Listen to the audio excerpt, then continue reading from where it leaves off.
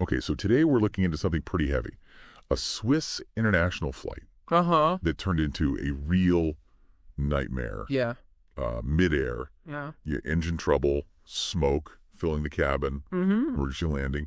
It's the kind of stuff that makes you really think twice about ever getting on a plane again. Right. But, Yeah. the thing is, in this case, it actually ended up with a young flight attendant Oh, losing yeah. his life a week later. Oh, that's terrible. So, yeah, we're going to be diving into this, Yeah. looking at news reports and stuff, Okay. trying to figure out what exactly happened, but also, what does this tell us about, like, flying in this day and age? Nope.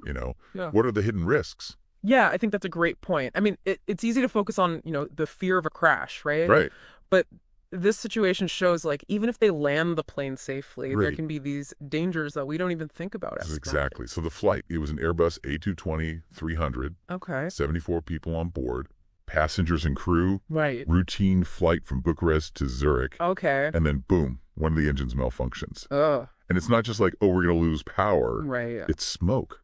Smoke starts filling the cabin, the cockpit. Can you I imagine? mean, talk about stress, right? I mean, smoke inhalation Oh, my God. alone, that's a big deal during these emergencies. Right. And it's not just like coughing and like, hard to breathe in the moment. This can have like, long-term effects on your lungs and breathing. And that's before we even get into the psychological side of things.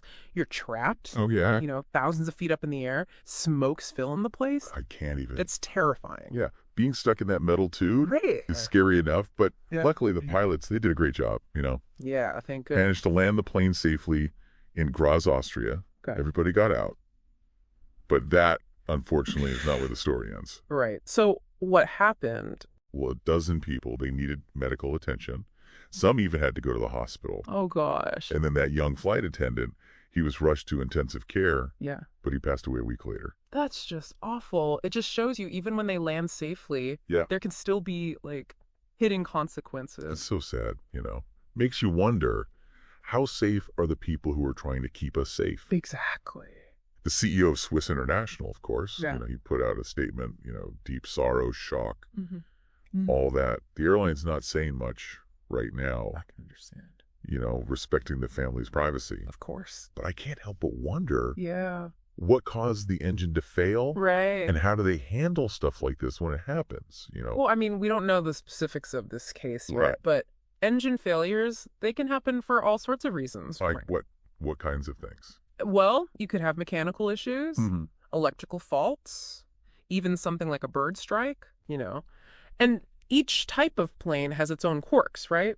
Yeah. The A220-300, it's fairly new, but there have been some engine problems reported in the past. Really? Yeah, like back in 2021, All right. the FAA, they actually put out a directive Uh-huh. for this model because of a potential issue with the low pressure compressor. Interesting. So they'll figure out what happened here eventually. Yeah, But it just goes to show you how complex these systems are right. and how hard it is to make sure they're always working perfectly.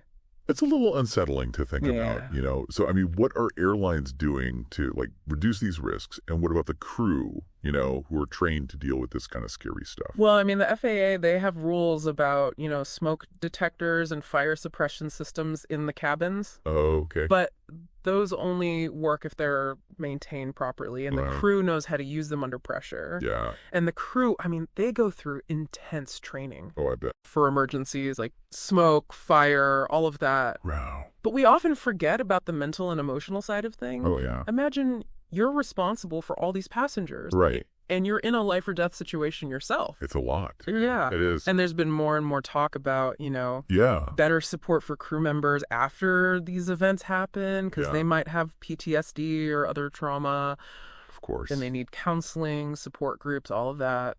That's a good point. Mm-hmm. It's easy to get caught up in the technology, Yeah, but it's the people absolutely. who really make the difference, Mm.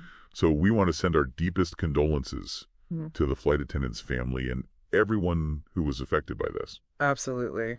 It's such a sad situation, but hopefully this can be a wake-up call Yeah. for the whole industry to keep improving safety, not just the technology, but also how we support the people who are keeping us safe in the air. It really makes you think about how we balance, keeping flights efficient, Yeah. affordable Right. with keeping everyone safe. Absolutely. Where do we go from here? Yeah.